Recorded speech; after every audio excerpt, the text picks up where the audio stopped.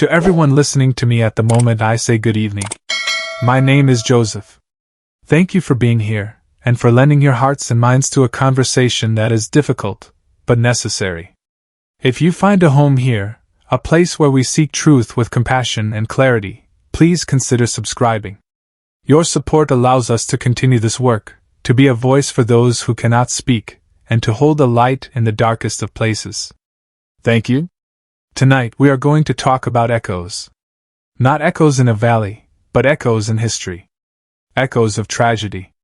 Sometimes, to understand the story right in front of us, we have to listen carefully to a story that came before. Because the past has a way of whispering clues about the present. We are going to talk about two children. Two families.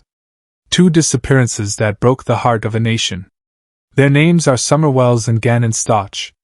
On the surface, their stories are separate. Summer disappeared from the green, rolling hills of Tennessee. Gannon vanished from the suburban neighborhoods of Colorado.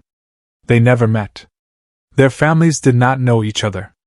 But if you look closer, if you listen to the sequence of events that led to each child vanishing, you might hear something chilling. You might hear a pattern.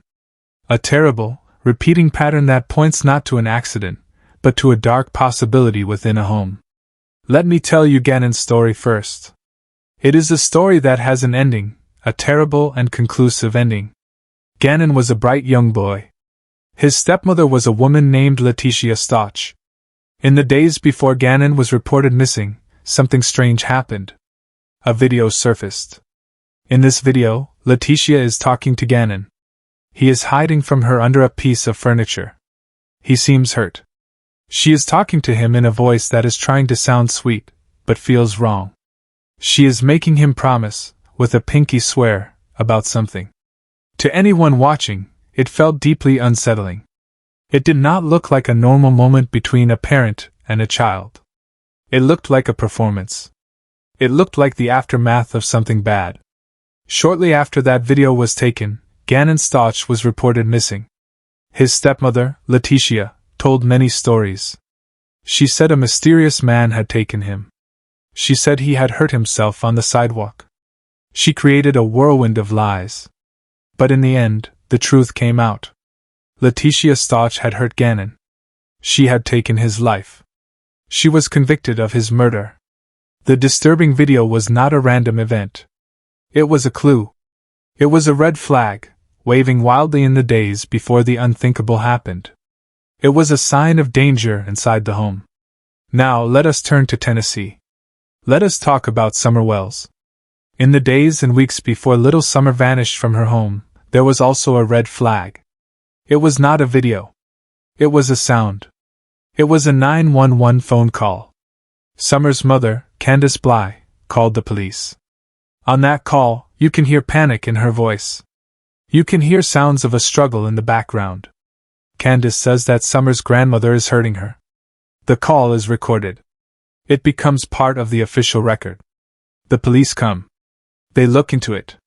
And then, a short time later, Summer Wells disappears from her home. She is gone without a trace. Do you see the echo? In both stories, a child is reported to be in distress, to be hurt by a family member, just before they vanish. In Colorado, it was a strange video with a stepmother. In Tennessee, it was a frantic 911 call involving the grandmother. Both were warnings. Both were signals that something was very wrong inside that house before the child was ever reported missing. This is not about saying the cases are the same. Every child, every family, every situation is unique.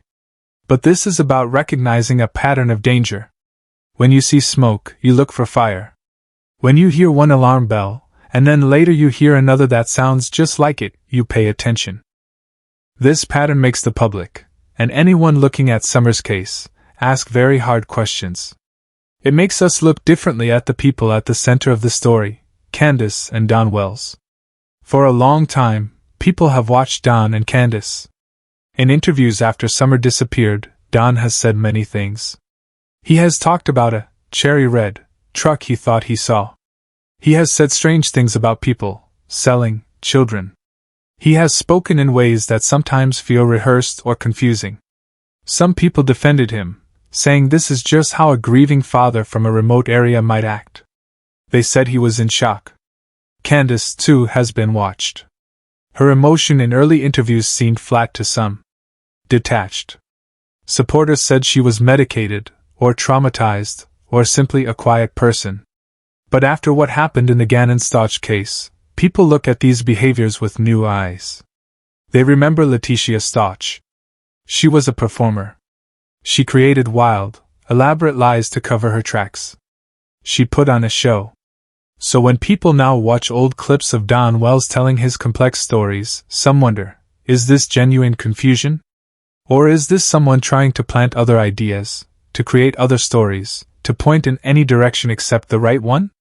There are also stories from people in the community.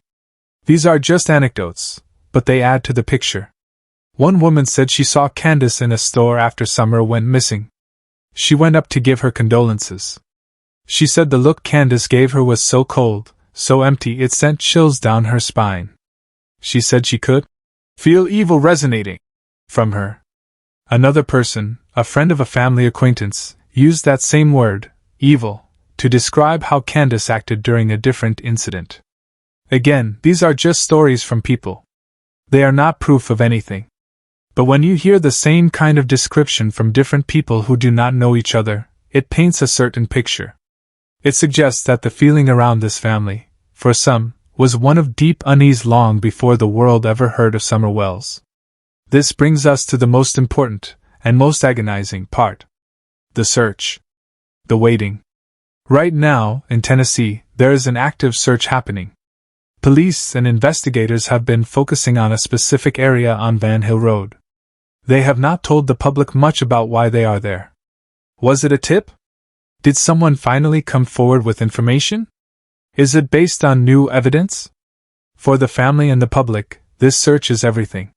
It is hope, and it is terror, all at once. Every hour that passes without news is torture. Could this be the place where the long, painful mystery ends? Could this be where they find answers for Summer? The authorities are being careful. They are quiet. This is how they work. They build a case slowly, piece by piece. They know that in cases like Gannon's, and in other terrible cases, it is often not one big piece of evidence that solves it. It is a mountain of small things. The 911 call. The stories from witnesses. The past problems with child welfare services. The failed lie detector tests. The strange behaviors. Each piece on its own might not mean much. But when you stack them all together, they can form a picture that is hard to ignore. Even if they cannot find Summer's body, that mountain of small pieces can sometimes be enough. The law can move forward.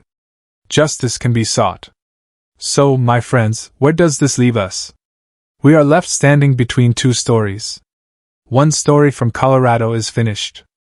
We know its horrible ending. We saw the pattern there, a warning sign, then a disappearance, then a revelation of guilt inside the home. The other story, from Tennessee, is not finished. We are living in the middle of it. And we see what looks like the same warning sign. We hear the same echo. This does not mean we know what happened. It means we have a responsibility to pay attention to the pattern. It means we cannot dismiss the red flags.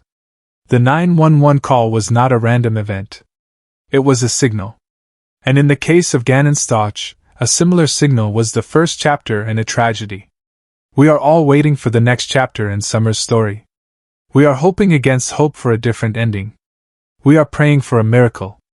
But we are also watching and learning from the past.